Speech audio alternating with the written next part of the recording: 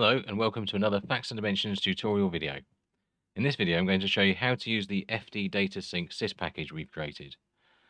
To get a copy of it, go to the FAD data download website and you'll have been supplied the URL and login in training.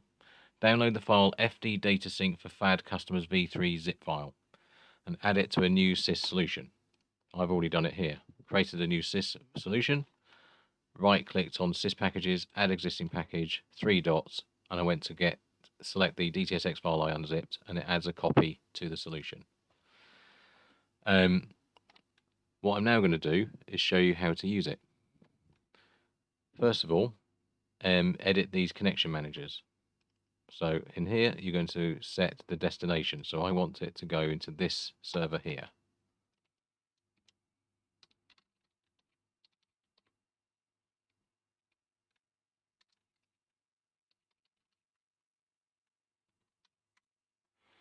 And as it happens, I set it as a SQL login, so I'll just get that too.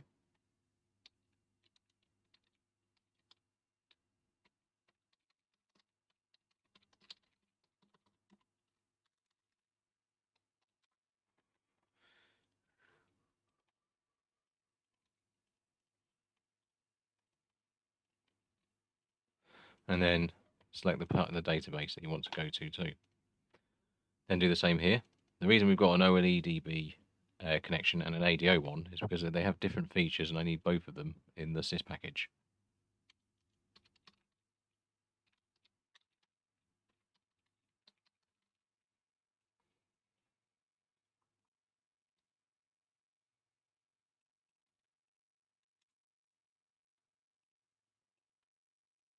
And then for the source database, connect to the Azure DB that we created for you. So leave that server name as it is and put in your username and password here. And copy that username and put it here, followed by user DB. And the same on this other connection manager.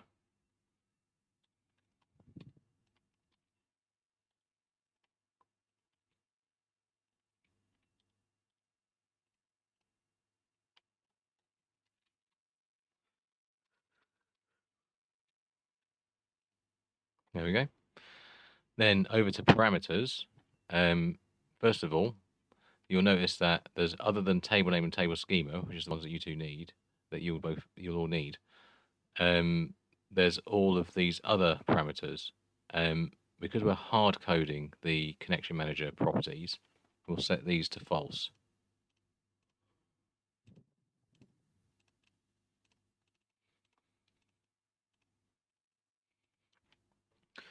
And then pick a particular table you want to do. So I'll leave it on this one that it's already set to.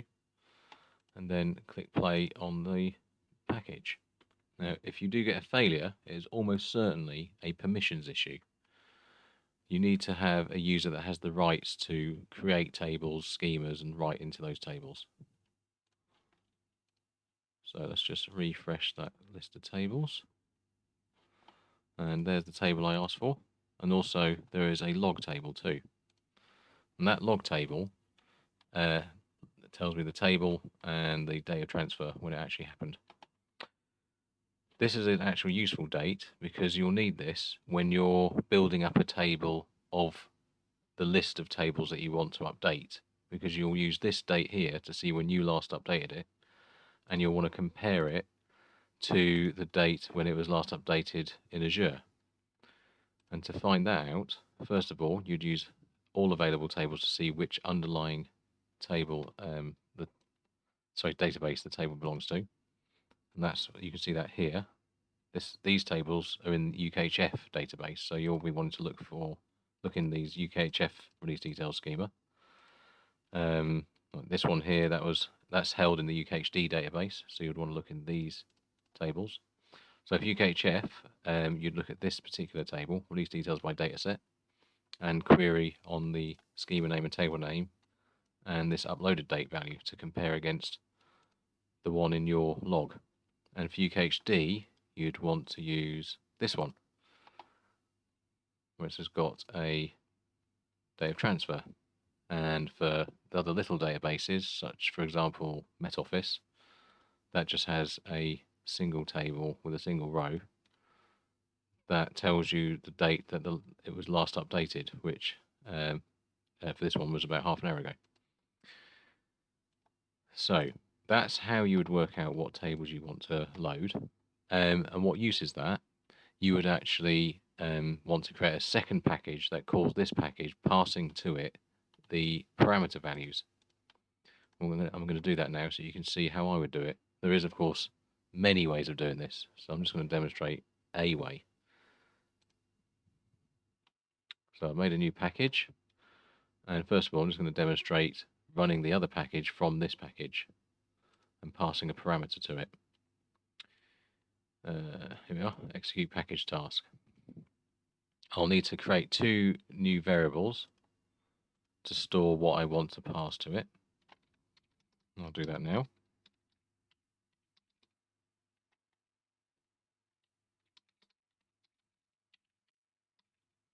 And for this demo, I'm going to hard code a value in there. So let's have a look what we have available. I'll just have a look in the all available tables. Let's just do this one. Let's just do this one actually at the top.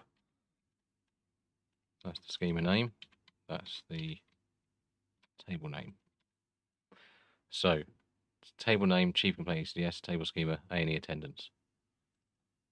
In this execute package task, I'm going to call that package, and in the parameter bindings, I'll need two. The child package, which is this one that I've just picked, I'm going to want to set the parameter table schema and the parameter table name.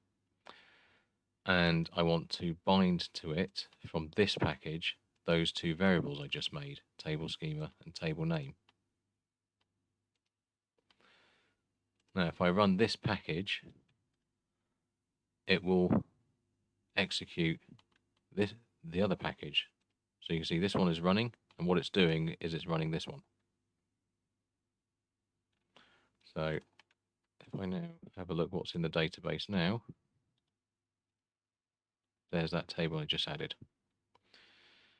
Now, if you wanted to submit a bunch of tables, using those, you would create some sort of procedure that would create a list based presumably on which tables you're interested in and the date that you last updated your own copy versus the date that we updated it.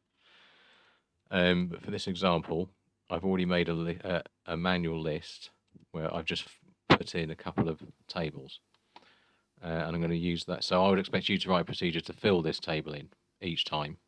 Probably another task that runs here to fill that table and then run this. But you can work out how to do that, I'm sure. So I'm just going to get the contents of that table and put them into a record set object, which is the only way I know of getting the data into this, into a for each loop. So let's start by making the object variable, making sure the scope is at the top levels package. Let's call it list of tables, and we have to make it an object. Then I'm going to do a for each loop, put that inside. Let's call that for each loop for each table, I guess. Okay. I'll set that in a second, but I just want to fill the record set first. So let's get a data flow task that runs up here. Let's call it fill list of tables object.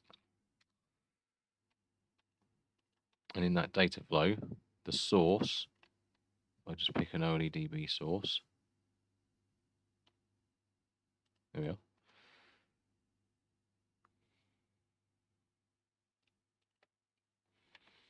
So create a new connection. I've already made one before, but if you hadn't, then you would do new, and you would fill in the contents here. But I've already done that, so I'm going to just pick the one I've already done, and then I'm going to pick the table I want to fill in. which would be, sorry, this is the source. So I'm picking from that list of tables, this one here. Click OK, and that's the columns, table schema, table name, and I want that source, sorry, the destination to be a record set. So I'll change that variable name to list of tables. So that's going to put the results of that data set into this object, and I'll just tick both of the fields: table schema, table name. So what's going to happen here is the results of this source, which is table schema and table name, will feed into this object. It's important the order that the fields appear in. And then, having run that data flow, I want to then run this for each container. The collection type, I'll change that to ADO enumerator, and that allows me to pick that object list of tables. And then variable mapping, I want table schema to get the first column and table name to get the second column from that object. So that will put those values in those variables, and it will run over and over again for each record in that table. So I will now run this to show it.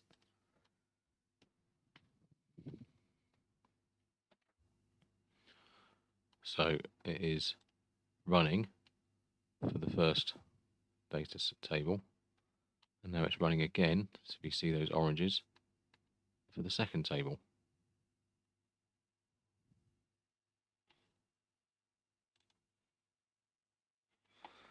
So now we click stop, and we can see that those two tables are there. There's the data dictionary one, there's the admitted patient care one. So that's how you run it. Now, if you want to continue listening for another minute, I'll just explain a few more bits. If you want to take this package and alter it to use for different purposes, please feel free.